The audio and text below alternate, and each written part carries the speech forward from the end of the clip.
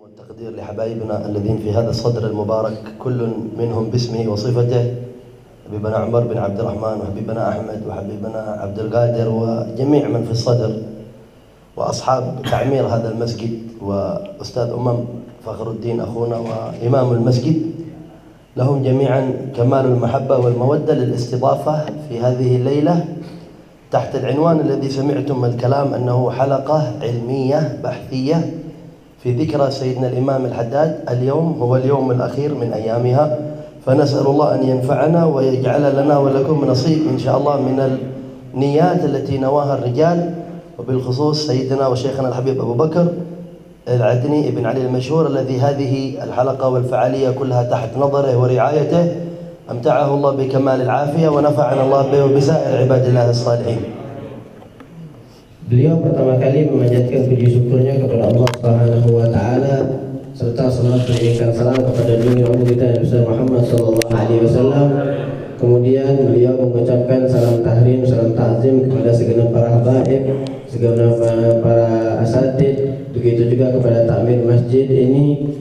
Yang pertama beliau mengatakan bahwasanya kita sekarang berada di halaqah ilmiah bahsiyah tentang seputar qaul Imam Al-Habib Abdullah bin Ali Al-Haddad. Semoga kita mendapat berkah dari beliau, semoga kita tidak keluar dari sini mendapat maunah dari beliau, dan juga tidak lupa bahwasanya acara ini disponsori, didukung langsung, dispon langsung oleh Habib Abu Bakar Adri bin Ali Al-Mashhur. Semoga beliau dijaga oleh Allah Subhanahu wa taala. الإمام الحداد بحر لا ساحل له ولا قدرة لأي عالم على أن يتناول جميع جوانب حياته. Imam Haddad merupakan bahar, merupakan laut yang tidak bertepi, merupakan laut luas yang tidak ada satupun mampu mengarungi samudra laut tersebut, dan tidak ada seorang pun ulama yang mampu mencakup semua yang ada daripada Imam Habibullah Al-Haddad. وهذا بشهادة أئمة زمانه وعصره. Ini merupakan kesaksian para imam, para ulama yang berada hidup di zaman beliau. ثم من جاء من بعده. Begitu juga ulama yang hidup setelah zaman beliau. في صغر سنه عليه رضوان الله تعالى. Beliau ketika kecilnya saja يأتي ليزور بعض العلماء والصالحين. Datang kepada para ulama dan salihin. كالحبيب شيخ بن عبد الرحمن بن شيخ مولى عيديد. Seperti kepada Habib Syekh bin Abdurrahman bin Syekh Maula Aidin. وهو من أكابر أولياء ذلك الزمان. Beliau termasuk daripada ulama yang gede, yang ulama yang tersohor di zamannya. الإمام الحداد عمره دون 20 سنة في ذلك الوقت. Dan saat itu Imam Haddad umurnya di bawah 20 tahun. كان على السرير سيدنا الحبيب شيخ. Habib Syekh berada di atas ranjangnya. قال اطلع إلى عندي هنا على السرير يا شيخ الجماعة. Habib Syekh memerintahkan Habib Abdullah Haddad untuk naik ke atas ranjangnya, dan Habib Syekh berkata kepada Habib Abdullah Haddad, naiklah ke atas wahai Syekh jamaah. إذا جاء إلى عنده يقول يا حي بشيخ القبيلة، يعني ساداتنا آل بعلوي كلهم. Kalau datang kepada beliau Habib Abdullah Haddad dikatakan, selamat engkau wahai Syekh jamaah, wahai imam daripada segenap sadah Alawi. كأنه ينظر إلى مستقبل الزمان وما سيحوزه هذا الإمام من المرتبة والمكانة. Seakan-akan Habib Syekh melihat zaman yang akan datang, bagaimana kemuliaan Imam Abdullah Haddad, bagaimana keagungan Habib Abdullah bin Ali Haddad.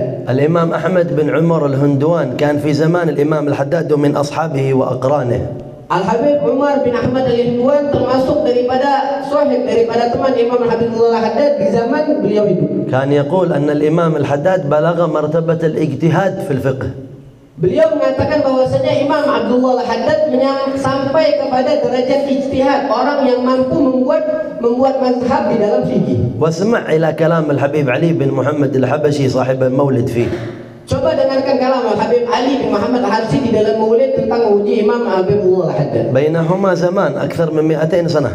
Di antara Habib Ali dan Habibullah Haddad zaman terpisah 200 tahun. يقول الإمام الحداد بالفتح والإرشاد والإمداد ثبتت قواعد شيخنا الحدادي. Dengan fatah dari Imam Haddad, dengan irsyad daripada Imam Haddad, maka tetap qawaid irsyad, kaidah-kaidah tentang dakwah.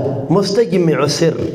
Imam Haddad mengumpulkan segala sir, segala rahasia. أي سر هذا؟ Sir apa yang dimiliki oleh Imam Haddad? قال السر الذي اتصفت به أسلافه كلهم وخليفة الأجداد. Sir yang didapatkan, yang disifatkan kepada semua salaf-salaf yang terdahulu yang didapatkan oleh Imam Habibullah Al-Haddad. فقال هو قدوة للمقتدين وكعبة للقاصدين ومفخر للوادي. Imam Haddad merupakan contoh bagi orang yang mengikuti, merupakan contoh bagi orang yang pengen menuju Allah Subhanahu wa taala dan menjadikan kebanggaan orang-orang yang hidup di zaman. جميع سموني فجميع من سلك الطريقة بعده مستصبحون بنوره الوقاد فلا يخرج. سالك على الطريق وخصوصا هذه الطريق ومدرسة حضرموت ورجالها ومن انتسب إليها ما يمكن يمر بطريق ما يستضيء ويستوضح ويسترشد ويهتدي بهدي ونور وعلم وكلام وإرشاد سيدنا الإمام الحداد.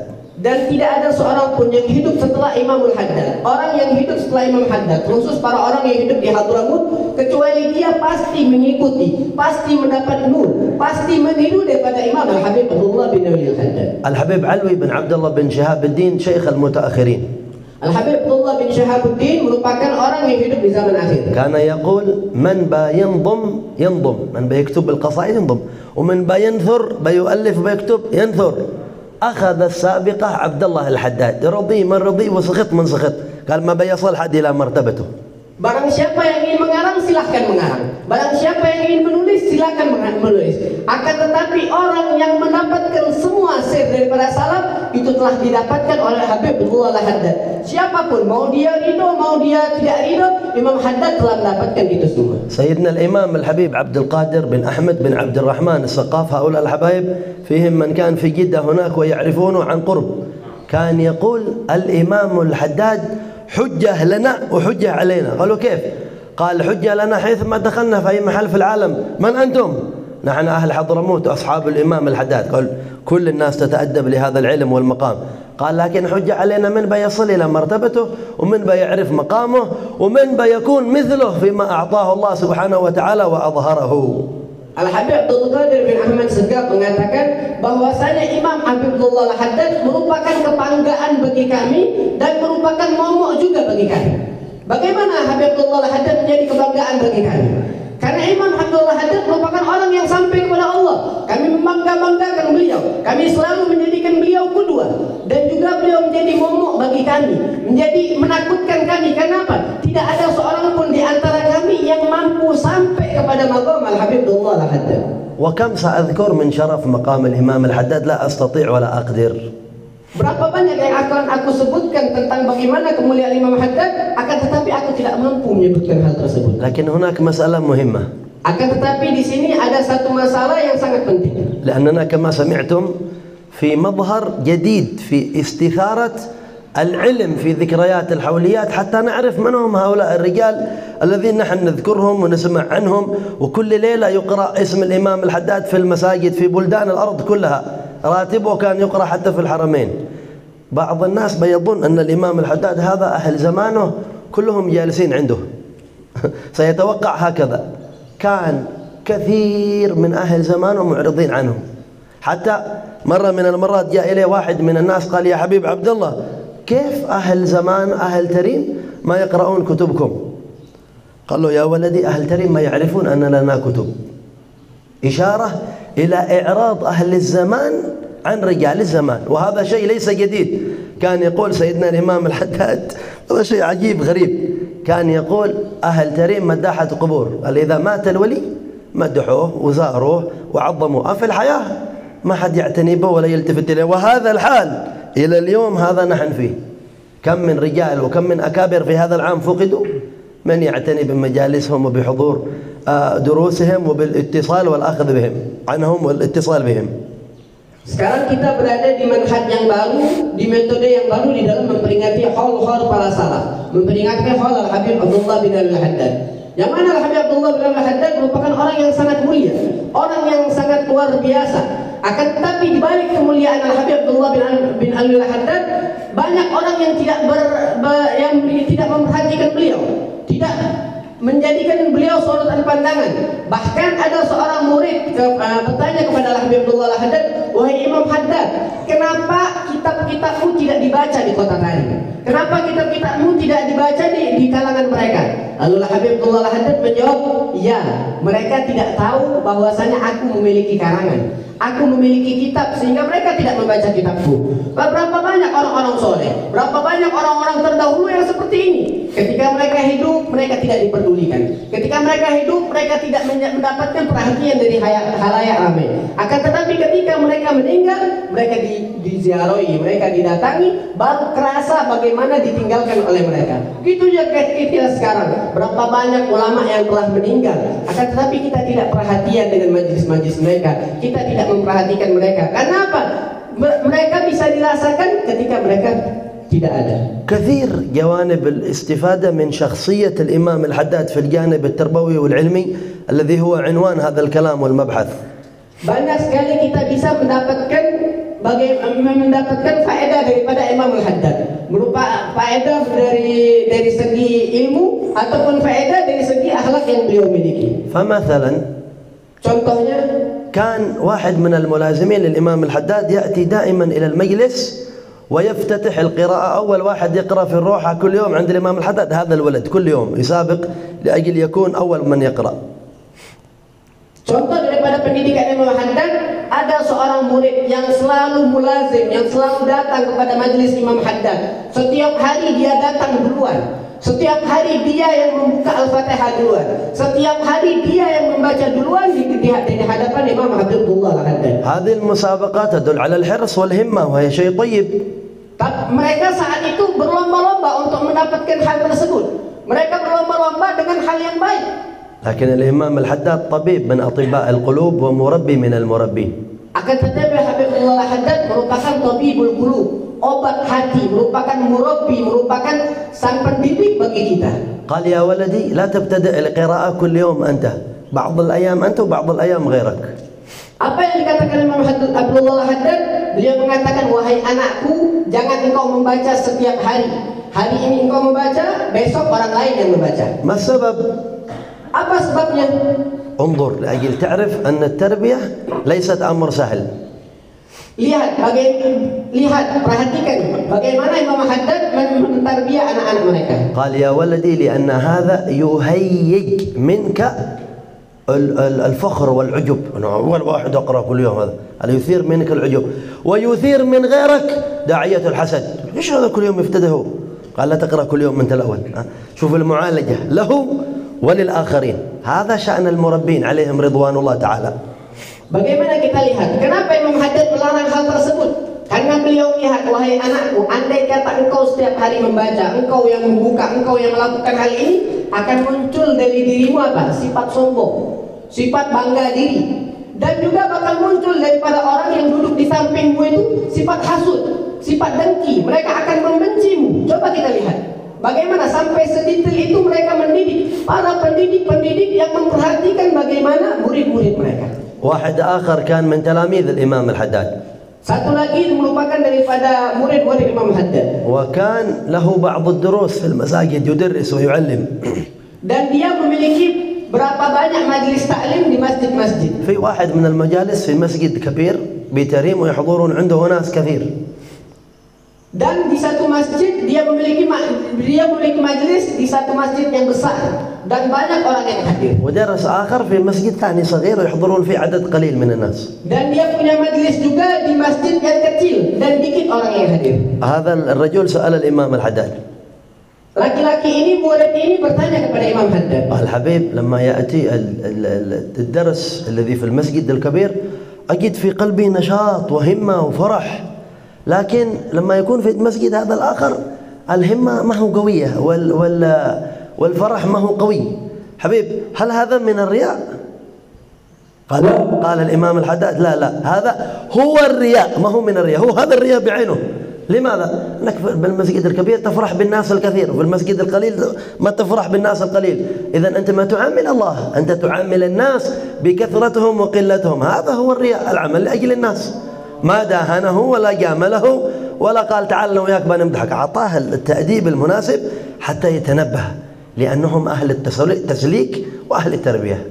Coba lihat kata Imam Haddad, ketika ada seorang muridnya bertanya tentang hal itu, wahai Imam Haddad, aku mendapatkan semangat, aku mendapatkan kekuatan ketika aku mengajar di dalam majelisku di masjid yang besar, banyak orang datang, bergombolan orang yang datang, aku mendapatkan kekuatan, aku semangat mengajar di dalam hal tersebut. Namun ketika aku mengajar di masjid yang kecil, dikit orang yang datang, dikit orang yang memperhatikan, aku lemah, aku malas mengajar, wahai Imam Haddad. Bagaimana pendapatmu?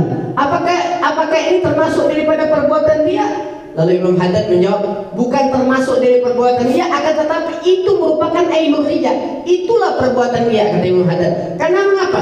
Ketika ente datang, banyak orang, ente semangat. Ente pengen dilihat oleh orang, bukan karena Allah, bukan karena Allah, bukan lillahi ta'ala. Akan tapi pengen dilihat orang, ingin dipuji orang. Orang yang seperti ini, kata Imam, inilah yang dia, kata Imam Haddad.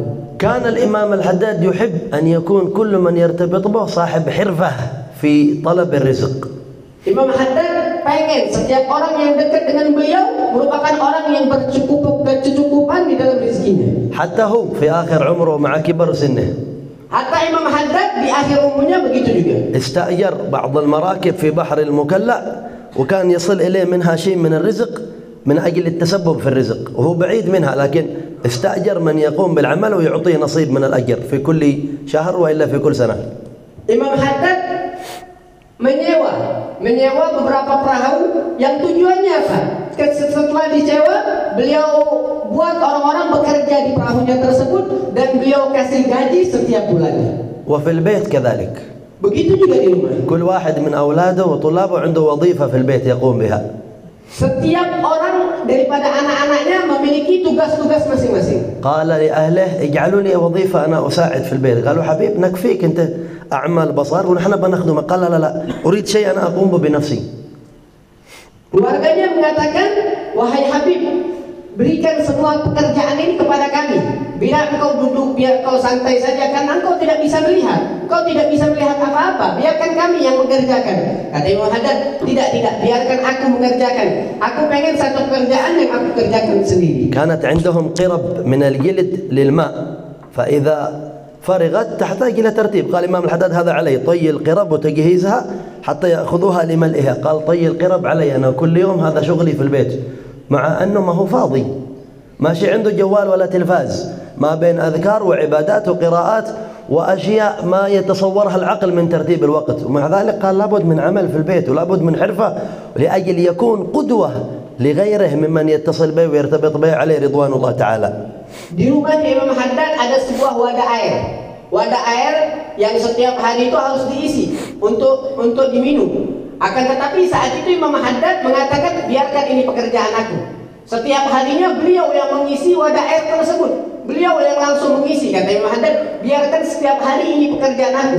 Padahal Imam Haddad seorang yang terkenal pekerjaan rumah. Karena apa? Beliau menunjukkan uswatun hasanah bagi kita. Beliau menunjukkan bahwasanya beliau memiliki akhlak yang sangat baik. شديد الحرص على أمر الدين والشريعة. Beliau merupakan orang yang sangat berpegang teguh di dalam umur perkara syariat. يعلم في كل موطن. Beliau mengajar di segala tempat. خرج مرة من بيته الحاوي هذا بعد ما ابتناه وانتقل إليه بيصلي، واحد من الطلاب فرحان قال حبيب فلان بن فلان يسلم عليكم. غضب قال يا ولدي نحن نخرج إلى الصلاة بهمة وجمع قلب على الله، فلا عاد تذكر لنا أحد ولا تجيب لنا كلام الدنيا. إذا فرغنا من الصلاة ومن الأذكار هات لنا ما شئت بعدين. كم الفرق بين هذا وبين حالنا نحن الآن؟ ندخل إلى الصلاة غافلين ونسلم من الصلاة ندور على الجوالات، كل واحد بيشوف من أرسل له واتساب من وقت ما كبر تكبيرة الإحرام إلى أن سلم، لأن القلوب غفلت عن الله وضاعت عليها معاني التربية التي يقتدي بها الإنسان بأمثال هؤلاء. صار طالب العلم إذا تريد تقتله شيل عليه الجوال بيموت مسكين، خلاص أشد عقاب في الدنيا. نسأل الله العافية والسلامة. هذا حال راهن نحن نعيشه اليوم، ونريد مثل هذه الحلقات تعرفنا كيف نعالج مشاكل الزمان. Coba kita lihat Imam Haddad. Ketika suatu hari beliau sholat di masjid beliau di Hawi. Ketika selesai sholat, ada seorang langsung datang, wahai Imam Haddad, ada seorang kirim salam kepada engkau. Ketika ada orang mengirim salam, beliau langsung marah. wahai fulan, engkau kirim salam pada aku pengen masuk ke dalam masjid, aku sholat dengan khusyuk, dengan khudu. Setelah salam engkau langsung kirim salam. Setelah aku melaksanakan sholat, engkau langsung kirim salam. Engkau akan masukkan aku di dalam jurang yang seperti ini. Coba kita lihat Imam Haddad. Bagaimana Imam Haddad? Bedanya Imam Haddad dengan kita. Kita sekarang beda. Sebelum sholat kita lalai. Ketika selesai sholat langsung megang HP, pengen melihat WhatsApp, melihat yang lain. Kita beda dengan Imam Haddad. Coba kita lihat para salafun saleh. Begitu juga andai kata kita ingin membunuh thalabul ilm, kita ingin mendidik thalabul ilm. Bagaimana caranya? Ambil saja HP-nya, maka dia akan langsung sumpah, langsung galau dan yang lain-lainnya. إذا أراد أن يزوج أحد من أولاده Imam Haddad kalau ingin menikahkan salah satu daripada anak-anaknya, يأمره بعد الزواج أن يخرج خارج البيت ما يسكن عنده. Beliau memerintahkan anak-anaknya untuk keluar dari rumahnya dan tidak tinggal bareng dengan beliau. حتى يتعود الاعتماد على نفسه. Hingga ia terbiasa bergantung kepada dirinya sendiri. ويتفقده إذا حصل شيء ضعف يواسيه ويساعده ويعاونه، لكن ما يجعله معتمد عليه في كل حال. Apabila mereka membutuhkan, anak-anak beliau membutuhkan, beliau membantunya. Beliau melapangkan segalanya. Akan tetapi beliau mendidik anak-anaknya untuk tidak bertumpu kepada beliau. له كلام طويل في التصوف والتزكية. Beliau memiliki perkataan yang panjang di dalam ilmu tasawuf. وفي أهل الزمان الذين عاش معهم. Begitu juga tentang ahli zaman kita sekarang, beliau memiliki perkataan. حتى أن كثير من كلامه الذي خاطبه أهل زمانه كما سمعتم في البحث إلى الآن هو يخاطبنا. كل ما قرأناه نقول هذا أنسب لنا نحن، ما هو في زمان الإمام الحداد، لأنه كان يستشف المستقبل ويعرف ماذا سيقبل بالناس إلى أن تقوم الساعة. Bagaimana perkataan Imam Haddad? Beliau berkata dulu, bukan sekarang. Akan tetapi perkataan beliau berlaku sampai sekarang. Perkataan beliau kenyataan sampai sekarang. Kenapa? Karena beliau bisa memperkirakan, beliau bisa melihat, beliau kasyaf, bisa memprediksi bagaimana akhir zaman akan terjadi. يقول في بعض كلامه Beliau berkata di sebagian perkataannya, إن النور لم يزل يختفي شيئا فشيئا. sungguhnya nur cahaya dari Allah Subhanahu wa taala akan berkurang sedikit demi sedikit. والظلمة تزداد شيئا فشيئا. Kegelapan akan bertambah sedikit demi sedikit حتى تقوم الساعة. hingga terjadinya kiamat. كان يقول في كلامه لقد عز في هذا الزمان موافق يعينك في مجد وينهاك عن سفلي إذا قلت خيرا قال لبيك مسرعا. الإمام الحداد يقول لقد عز، قال الحبيب علوي بن شهاب وأنا أقول لقد عديم في هذا الزمان موافق ما هو عزة. Sungguh telah harus ditakziahi, harus disedihkan. Kenapa? Orang-orang sekarang sangat dikit membantu kita di dalam hal kebaikan. Akan tetapi sebaliknya, mereka membantu kita di dalam hal kejelekan. ويقول أيضا في القصيدة الأخرى وزمان عكست أحواله صار فيه الوجه في حد القفا. قال الحبيب علوي هذا في زمن الإمام الحداد، قال أما في زماننا ما في وجوه دل كله قفا، نسأل الله العافية والسلامة. Bagaimana kata Imam Haddad, di zaman Imam Haddad semua orang itu berlaku perbuatan jelek. Mereka berbuat kebalikan daripada perbuatan baik. Ini di zaman Imam Haddad, bagaimana di zaman kita? الحبيب علوي بن أحمد بن حسن بن عبد الله الحداد صاحب شرح الراتب. Habib Alwi al-Haddad yang menyerahkan ratib berkata, يقول في شأن التربية التي ورثت في البيت الحدادي. Beliau menjelaskan tentang bagaimana Imam Haddad mendidik anaknya di rumah. قال ونحن صغار في البيت إذا واحد من إخواني يؤذينا ما يحتاج نشتكي، بس نكلم حبيبي حسن بن عبد الله الحداد. قال هو يقوم بتأديب أي ولد هذا ما ينضبط. قال حتى كان يعاتب أحفاده، هذا الحبيب حسن بن عبد الله الحداد يعاتب أحفاده في من يتأخر عن أول الجماعة اللي تفوت عليه تكبيرة الإحرام. قال يعاتبه، قال بعدين قد يضربه حتى أنه يعلق الصوت ليكون رهبة للأولاد يحافظون على الصلاة. هذه التربية اللي تربوها في تلك البيوت الطاهرة. Bagaimana mereka mendidik anak-anak mereka untuk tidak saling mengganggu. Apabila salah satu di antara yang lain saling mengganggu, mereka langsung mengadukan kepada kakeknya, Al-Habib Hasan Al-Haddad. Mereka mengadukan. Bahkan Al-Habib Hasan Al-Haddad saking mendidik anaknya, beliau malah memukul anaknya yang telat sholat jamaah. Dipukul. Bahkan beliau menggantungkan tongkat, menggantungkan pukulan, menggantungkan tongkat di rumahnya untuk apa? Untuk memukul anak-anaknya yang telat di dalam melaksanakan sholat jamaah. ومع ذلك يأمر أولاده يشدد عليهم في سلوكهم ويأمرهم بالتوسط مع الناس في كل شيء. Beliau juga dengan kerasnya beliau seperti ini, beliau juga memerintahkan anak-anaknya untuk duduk bersama orang-orang di halayak ramai. يقول عليكم بالوسط من الأمور. Hendaknya kalian berada netral di dalam segala perkara. وينقل قول جده الإمام علي بن أبي طالب. Beliau menukil kalam daripada kakeknya Imam Ali bin Abi Thalib. خير الناس هذا النمط الأوسط. Sebaik-baik orang adalah orang yang netral. يتبعهم التالي الضعيف يلحق بهم. Orang-orang yang lemah bisa ngikut kepada mereka. ويرجع إليهم الغالي الذي يخرج عن دائرة الأدب يكون سلوكهم حجة له في جميع أحواله. Begitu juga orang-orang yang melampaui batas, mereka bisa ikut juga kepada orang-orang yang netral dan ikut di segala akhlak-akhlak orang yang netral. كان سيدنا الحداد يغضب ممن يشاوره ويخالفه. Imam Haddad marah bagi orang yang bermusyawarah kepadanya dan orang yang mengingkari daripada musyawarah tersebut. ويقول هذا إنما شأن النساء، قال خالفوه شاوروهن وخالفوهن. أما تشاور رجل وراثة شيخ كذا وكذا، تقول له كذا، يقول له يروح كذا. ليش تشاور؟ لا تشاور، روح في طريقك. قال بعض أهل الزمان ما هو مشاورة إلا نسخة للعلم، يشاورك هو قدوم الذي يريد قدوم يعرفه، لكن المشاورة كما النساء. سيدنا الحداد يغضب ممن يشاور ويخالف، قال إما أن تشاور وتسمع وإلا لا تشاور. Imam Haddad mengatakan orang yang bermusyawarah kepada beliau, meminta pendapat beliau kepada beliau, akan tetapi setelah beliau mengasih jawaban, dia melanggarnya, tidak mengamalkannya. Kata Imam Haddad, ini seperti perempuan gitu. Dia minta musyawarah, minta pendapat kepada kita. Setelah kita kasih pendapat, dilanggar oleh dia, marah, tidak terima dengan pendapat yang kita kasih. Begitulah orang-orang sekarang, kata Imam Haddad. Dia minta pendapat kepada kita, bertanya kepada kita. Setelah kita jawab, dia tidak mengamalkannya, dia tidak melakukannya. Bahkan dia mengambil yang enaknya saja. Imam Haddad jawab yang enak, diambil oleh dia. Diamalkan yang enak, tidak mengambil yang beliau jawab. ألف الكتب العظيمة. Beliau mengarang kitab yang sangat luar biasa. بعض كتبه هذا ترجم قبل كم سنوات في بلجيكا وفي الدنمارك، بلاد كفر، ترجموه وضعوه في السجن عند المنحرفين الكبار، القتلة والمجرمين الكبار. من قراءة هذه الكتب بعضهم أسلم بقراءة ترجمة كتب الإمام الحداد عليه رضوان الله تعالى، من سر إخلاصه وسر صدقه وسر معاملته لربه.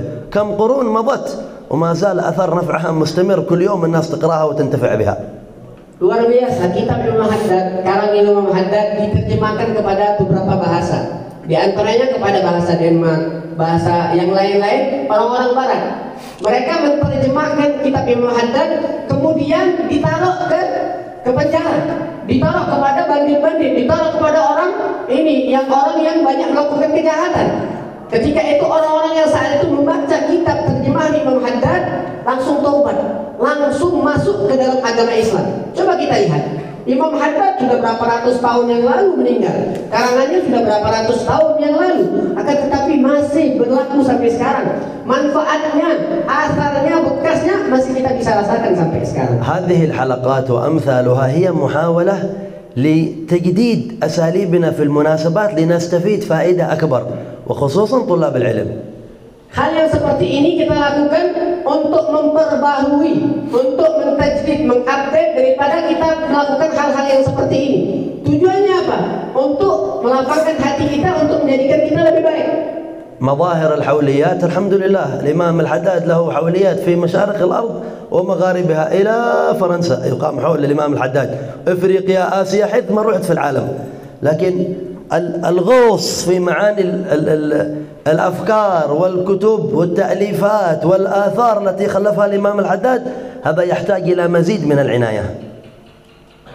Orang mengadakan peringatan haul Imam Haddad di semua daerah, sampai ke Perancis, sampai ke Afrika, sampai ke Amerika, sampai ke Asia, semuanya mengadakan haul Imam Haddad. Akan tetapi yang seperti ini, bahasa ilmiah sedikit sekali. Kita harus membutuhkan apa? Tenggelam di dalam lautan Imam Haddad. Bagaimana kita melihat karangan beliau, bagaimana kita mengkaji tentang beliau, tarbiyah beliau, pendidikan beliau, dan yang lain-lain. Kita butuh semangat di dalam mengaji hal ini. Kita memperbaharui ini agar kita lebih banyak mendapatkan faedah dari Imam Haddad. هذه الحلقة نحن جعلناها في الرباط عندنا هناك في الجبل، ركزنا فيها على طلاب العلم لأننا ما نشعر أننا سنقدم شيء أفضل من الموجود. لا، ما شاء الله الحبائب قائمين وفي الصدر ذراري سيدنا الإمام الحداد، لكن هي مساهمة في تنبيه الشباب. كان من الأبحاث اللي سمعناها قبل أيام، سمعنا بحث عن تاريخ الراتب وكيف أنشأه الإمام الحداد ومتى قري، وكيف قري في الحرمين الشريفين لما حج الإمام الحداد واستمر، كيف انتشر، ما هي أهم شروحه. هذا واحد من الأبحاث التي سمعناها. بحث آخر ذكروا فيه صلة بين سيدنا الحبيب حسين بن أبي بكر العيدروس صاحب الوربتان والإمام الحداد، لأنه كان ممن اتصل به. عندكم أيضا الحبيب حسين بن أحمد بارقبة صاحب جنبي، هذا يقال أنه متصل بالإمام الحداد، لكن ما في ترجمة. هذه الأمور تحتاج منا عمل. كذلك كثير من الأئمة، السلسلة الحدادية في شرق آسيا، سيدنا الإمام محمد بن طاهر، الحبيب علوي، الحبيب حسين، الحبيب علوي بن طاهر مفتي جوهور، كانت السلطان ما يضعون على رأسه التاج إلا بيد الحبيب علوي بن طاهر. كانت سلطنة علم. يقول سيدنا الحبيب أبو بكر بن محمد صاحب قرسي سقاف، يقول من باي حاسن معنى حسين، ومن باي علي معنى علوي. يقول وعلوي الزين وحسين ما حد مثله. هذا الكلام يحتاج دراسة. من هم هؤلاء؟ إيش عملوا؟ ما آثارهم؟ إيش شؤونهم؟ هذه هي وظيفة الحوليات التي نحن نرجو أن نحقق ولو جزء منها تحت راية طلبة العلم والمشتغلين ومن يحب من أهل الخير والدين. Kami tidak merasakan lebih baik daripada apa yang dilakukan oleh orang-orang yang lain, termasuk daripada habaib yang berada di depan kita, daripada keturunan Habib Abdullah Al-Haddad. Kita tidak merasa lebih baik. Akan tetapi kita memperbarui, mengupgrade sistem yang mana kami adakan bahsu ilmi ini berada di Pondok Al-Adli Center di Nongkojajar. Kita membahas tentang detail Imam Al-Haddad. Di antara pembahasan yang kita adakan yaitu bahas tentang rotib. Yang biasa kita baca, kita membahas tentang rotib. Bagaimana rotib Imam Haddad? Bagaimana, kenapa beliau mengarangnya? Kapan beliau mengarangnya? Siapa yang mensalahkannya? Bagaimana rotib itu bisa tersebar? Apa sir-sir yang terkandung di dalam rotib tersebut? Kita kaji. Di antaranya lagi banyak yang kita kaji. Di antaranya lagi siapa saja murid-murid yang mengambil faedah dari beliau. Di antaranya siapa? Al-Habib Husain bin Al Husain di luar Batang, bin Muhammad Al-Idrus di luar Batang di Jakarta. Bagaimana juga Al-Habib Husain Barokbah di Jambi. Yang mereka ini berkaitan dengan Imam Haddad. Imam Haddad di Hadramaut, mereka di Indonesia berkaitan tetap dengan Imam Haddad. Bagaimana kita memperhatikan itu semua agar apa? Agar banyak mendapatkan tentang faedah-faedah dari Imam Habib Abdullah Al-Haddad. وواحد من الأبحاث اللي سمعناها مع الشباب ذكروا لنا بعض طلبة الإمام الحداد وبعض أولاده يقول عن سيدنا الحبيب أحمد بن زين الحبشي إني لأرجو أن يكون في العلم الظاهر مثل الإمام الشافعي. ويقول عرض علينا، هذا كلام أهل المعرفة يعرفونه نحن ما نعرفه، يقول عرض علينا حال الشيخ عبد القادر الجيلاني فأعطيناه وصرفناه إلى أحمد بن زين. يعني هذا مثل الشافعي في العلم الظاهر ووارث لحال سيدنا الجيلاني في العلم الباطن. وهذا واحد. الحبيب محمد بن زين بن سميط ذكر 200 من أكابر من اتصل بسيدنا الإمام الحداد. نحتاج إلى أن نعرفهم وندرسهم ونتصل بهم ونعرف آثارهم وأخبارهم حتى تكون لنا نبراس في حياتنا. Bagaimana kita mengadakan di dalam hal tersebut, di dalam bahasa ilmi ini apa?